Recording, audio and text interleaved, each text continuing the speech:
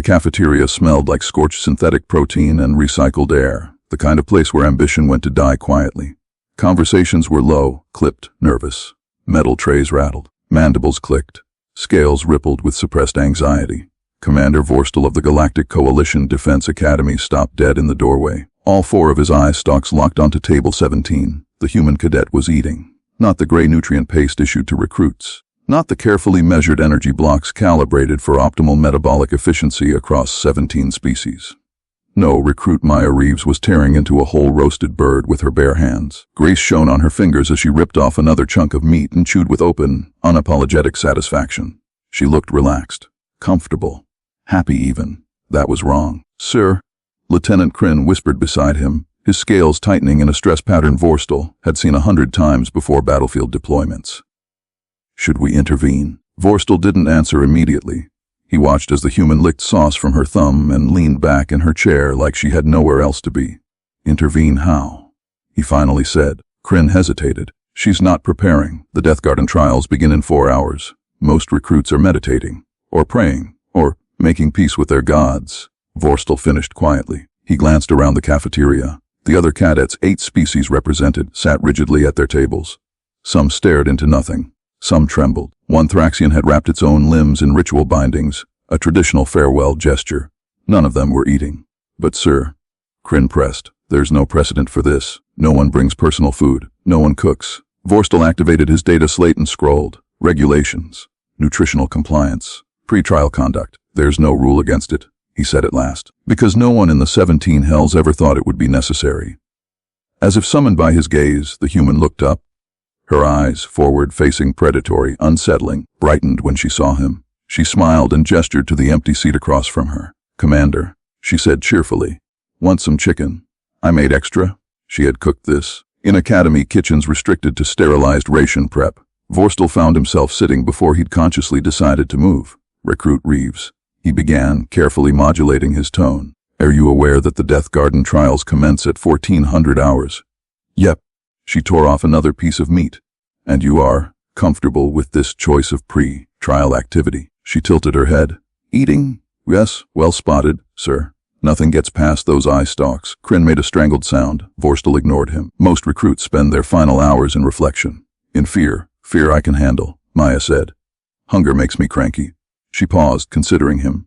"Back home, there's a saying, never trust a skinny chef. Same logic applies to combat. Never trust someone who skips meals before a life or death situation." "That makes no biological sense," Kryn blurted. Maya wiped her hands on a cloth and leaned back. "Sure it does. Fuel in equals workout. I'm about to run, climb, fight, and probably bleed for 8 to 12 hours. Carbs for energy, protein for muscle recovery, fats for endurance. Empty tanks stall. Full tanks go farther." Vorstel studied her more closely now. No tremor in her hands. No elevated respiration. Her vitals, streaming discreetly on his slate, were steady. "You speak," he said slowly, "as though you expect to survive." Maya blinked. Then she laughed, soft and genuine. "Sir, I didn't come here to die," she said. "I came here to pass." The cafeteria had gone silent. Conversations died mid-syllable. Even the air seemed to hold still. Vorstel felt it then, that shift, that subtle wrongness. The Death Garden had a gravity of its own. It bent thoughts, crushed confidence, reduced veterans to husks. And this human was treating it like an appointment she didn't want to be late for. She stood, gathering her things, slinging her pack over one shoulder. "Anyway," she said, checking her chrono, "I need to hydrate and stretch. Don't want to pull something out there." She walked past him, past the frozen recruits, past the memorial wall etched with thousands of names in 14 scripts, those who had entered and never returned. She didn't slow, didn't bow, didn't look. The Vorstel rose without realizing it, watching her go. "Sir," Kryn whispered, shaken. "She's insane?" Vorstel exhaled slowly. "Perhaps," he said. Or perhaps, he thought, watching the human disappear down the corridor, we've simply grown too accustomed to fear, and forgotten what it looks like when someone refuses to accept it as inevitable. The observation deck overlooked the Death Garden like a judge's balcony above an execution chamber. Commander Vorstel stood at the center console as the remaining staff filtered in, their movements subdued, reverent. Below them, the staging corridor pulsed with low red light. 12 recruits waited at the threshold. 12 silhouettes framed against a door that had swallowed thousands. The garden was never meant to be fair. Vorstel began, more for the new observers than for himself. It was meant to reveal who breaks first. Holographic schematics flared to life above the deck. 7 stages, each layered atop the last like a descending spiral. Environmental hazards, combat simulations, psychological stressors. Every section carefully engineered to isolate, exhaust, and erode. Lieutenant Kryn gestured to the display. The philosophy is simple. Strip away support. Remove comfort. Force individual performance under lethal pressure. On the screens, the recruits were visible now. The Corfax twins, towering, chitin-plated, bred on a gravity-heavy world, stood rigid and proud. Solo predators by culture. Strength above all else. Giovara, the selenite, glimmered faintly as his crystalline body adjusted density. His species evolved to withstand forces that crushed warships. Shrill of the Vexari flexed her taloned feet, wings folded tight. Fast, nervous, alone. And then there was Maya Reeves. She looked ordinary. No armor beyond standard issue. No ritual markings. No visible augmentations. She rolled her shoulders, stretched her neck, and took a long drink from her canteen. Hard to believe that's the same human from the cafeteria. One analyst murmured. Do not underestimate her, Vorstel said, though he wasn't entirely sure why he felt compelled to add it. The doors opened. Stage 1, the furnace. A cavern of heat swallowed the recruits as they stepped inside. Walls glowed a dull red. The temperature spiked instantly. 68 standard, Kryn reported. Lethal to most species in under 30 minutes without protection. Thermal suits were hidden throughout the chamber. The test was simple in theory. Find one, done it, reach the exit. In practice, panic killed faster than heat. The Corfax twins charged immediately, brute force driving them forward. Their thick carapaces steamed as they searched blindly. Others scattered. Some screamed. One collapsed within minutes. Maya didn't move. She's freezing, Kryn snapped. She's wasting time. Vorstel leaned closer to the feed. The human stood still, eyes closed. Her breathing slowed, her head tilted slightly, as if listening. Then she walked, directly toward a blank wall. She pressed her palm against it. A panel slid open. A cache of thermal suits spilled into view. Impossible, someone whispered. Airflow? Vorstel said quietly. Cooling systems alter acoustics. She heard it. Maya donned a suit with practiced efficiency. Then, instead of heading for the exit, she grabbed 3 more and turned back. What is she doing? Kryn demanded. She handed a suit to one of the Corfax twins, who stared at her in disbelief. Another to a trembling Vexari recruit. A third to someone already showing signs of heat shock. Go, she said simply. Stage 1 ended 90 minutes later. All 12 recruits emerged alive. Silence fell over the observation deck. That hasn't happened in, Kryn checked his data. Ever. Stage 2, the abyss. A bottomless chasm punctuated by floating platforms. No set path. No guidance. Just gravity and consequences. Giovara floated across with elegant ease. Others' lips slipped, barely caught edges. Maya waited. She mapped the field with her eyes. Counted distances. Not the fastest route, the safest. She crossed last, helping 2 smaller recruits bridge gaps they couldn't manage alone. She's bleeding time, Kryn muttered. She reached the far side with 4 minutes to spare. Stage 3, the combat maze. Automated drones. Live fire. Randomized attack patterns. This was where most died. Maya moved like she'd been here before.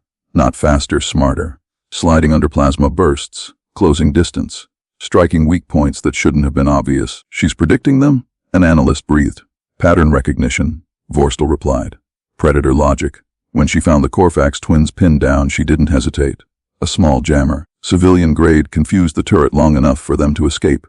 Stage 3 ended with casualties reduced to 0. By now, the deck buzzed with unease. She's not competing, Kryn said slowly. She's coordinating. No, Vorstel corrected. She's refusing to be alone. The Death Garden was designed to prove one truth, that under enough pressure, everyone fractures inward.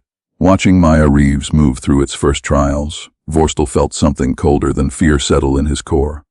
What if the test was wrong?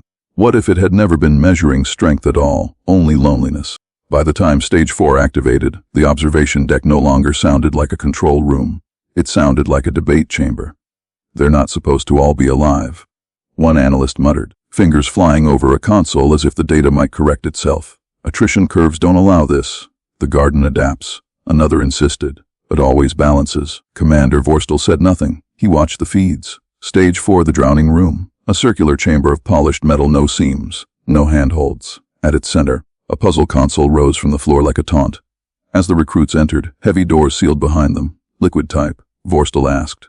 Caustic, Lieutenant Kryn replied grimly. Non-lethal, technically, but panic accelerates respiratory failure in most species. The fluid began to rise. Recruits rushed the console. Limbs collided. Voices rose in sharp, frightened bursts. Even seasoned warriors struggled to think as the level reached their knees, then their waists. Maya Reeves hung back. Of course she did. She's delaying again. Kryn snapped. Then the human did something no simulation had prepared them for. She started humming, not loudly, not theatrically. A slow, steady rhythm, 4 beats in, 4 beats out. A farmer's song, a work song, something meant to keep hands moving and mind steady when the body wanted to quit. What is she doing? Someone whispered. The feeds showed it clearly. Breathing slowed, movements synchronized. One by one, the other recruits unconsciously matched her rhythm. Panic dropped. Hands steadied. The puzzle was solved with 30 seconds of air remaining. All 12 survived. The deck fell silent. Stage 5, the silence. Individual isolation spheres. Total sensory deprivation. Tactical computation under extreme psychological strain. This is where they break, Kryn said. Every species does. Maya entered her sphere last. Inside, the tactical problem bloomed into existence, 3-dimensional, complex, merciless. 45 minutes on the clock. She closed her eyes. Oh no, Kryn breathed. She's freezing again. Vorstel leaned forward. No, she's centering. Heart rate steady, stress hormones elevated but controlled. Her lips moved soundlessly, forming words no one could hear. Then she opened her eyes and worked. Her fingers danced across the interface, calculations flowing in bursts that bordered on reckless.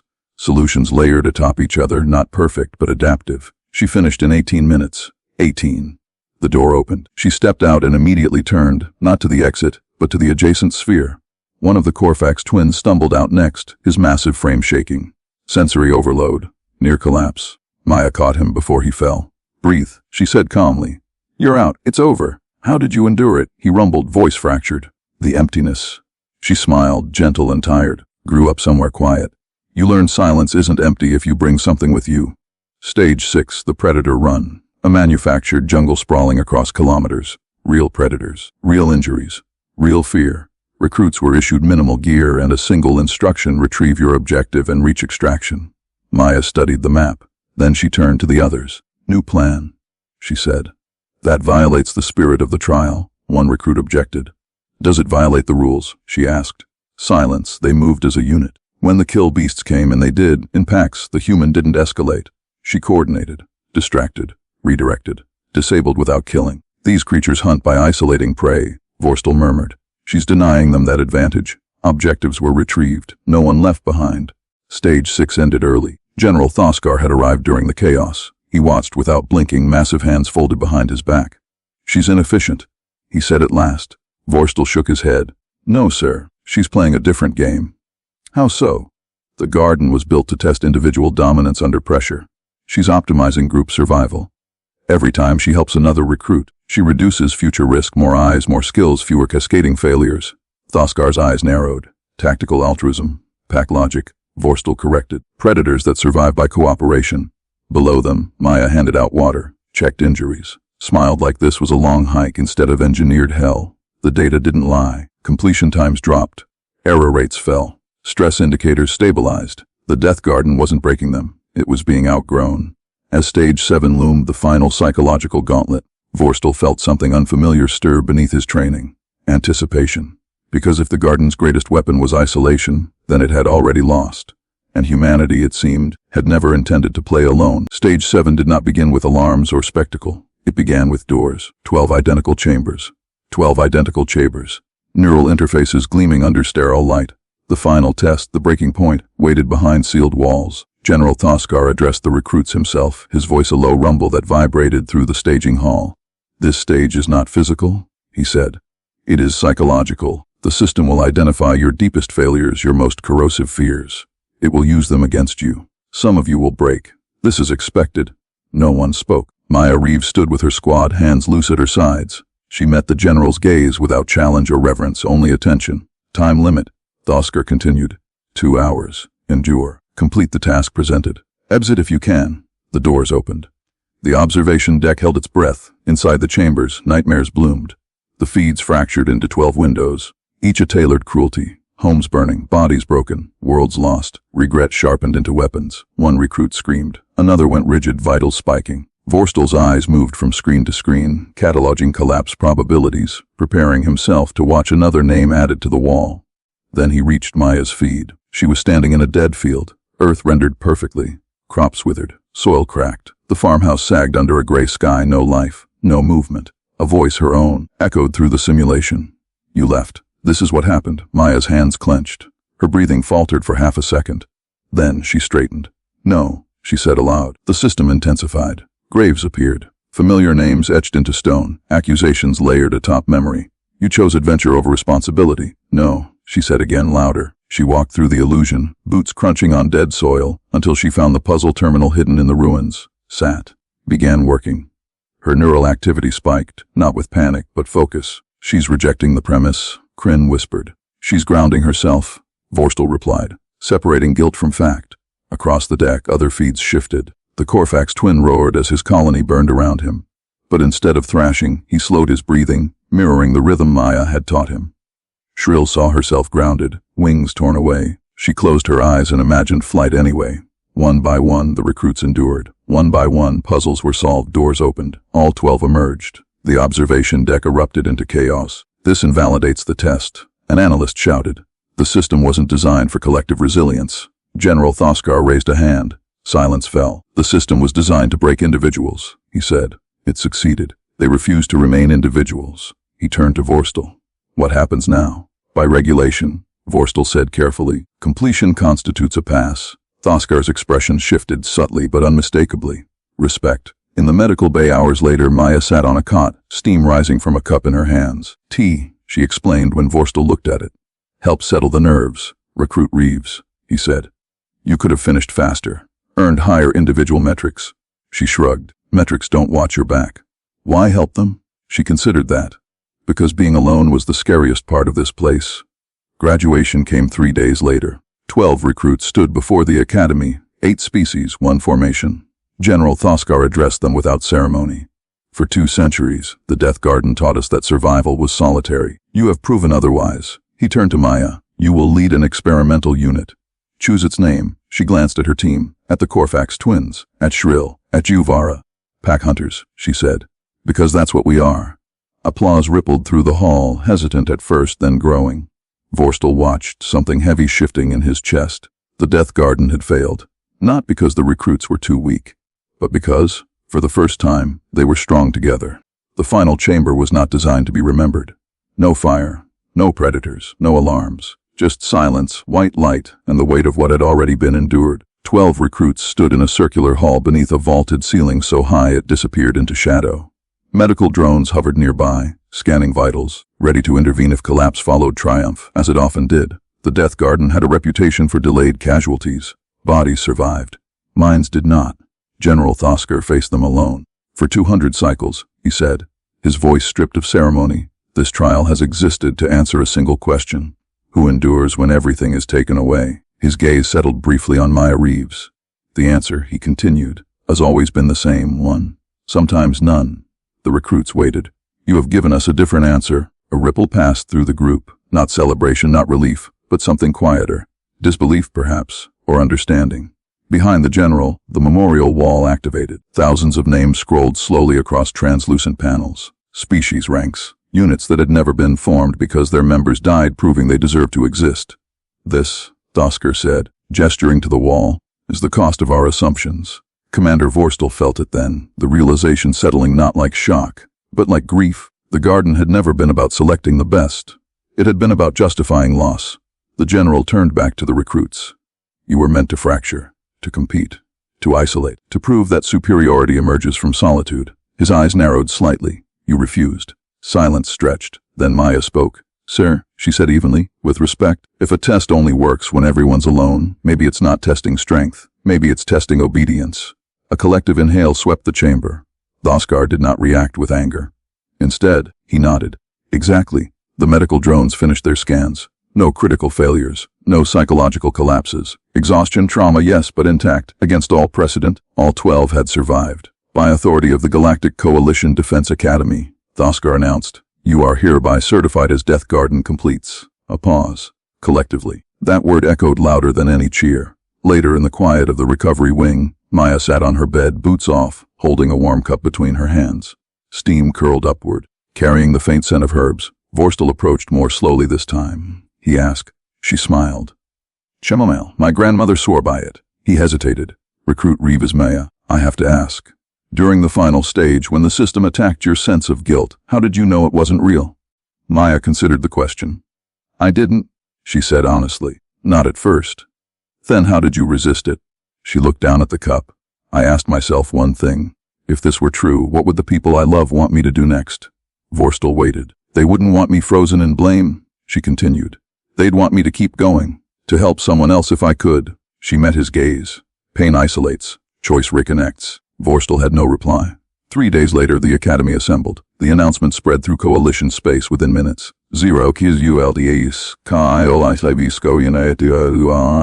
council chambers erupted into argument.